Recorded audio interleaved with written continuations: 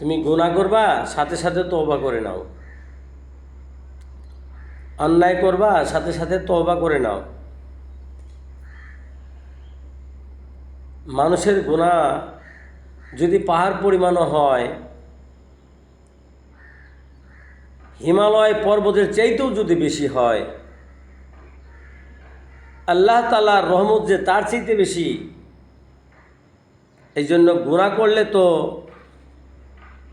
মানুষ দোষী হয় আল্লাহ তাআলার দরবারে, বিচারের কাঠগড়ায় দাঁড়াইলে এটা জাহান্নামী হবে।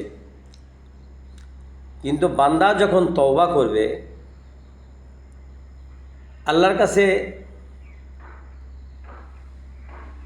এরকমভাবে শিরকে নিচা করে দিয়ে অন্যায়কে স্বীকার করে নিবে, অন্যায়কে মাথা পেতে নিবে, আল্লাহ তাআলা ওই বান্দার উপরে অনেক খুশি হয়ে যান। এই জন্য আল্লাহ তাআলা বলেন যে ফাকুলতু আস্তাগফিরু রাব্বাকুম, বান্দা তোমরা তওবা করো, তুমি তওবা করো আমার দরবারে।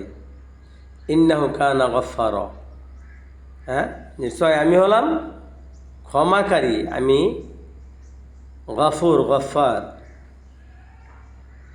আমি তোমাদেরকে মাফ করে দিব। কোনো বান্দা যদি 1000 বছরও হায়াত পায়, 1000 বছরও ভরেই যদি সে গুনাহ করতে থাকে, কিন্তু মৃত্যুর আগেও যদি সে ভুল বুঝতে পেরে আল্লাহ তাআলার দরবারে তওবা করে,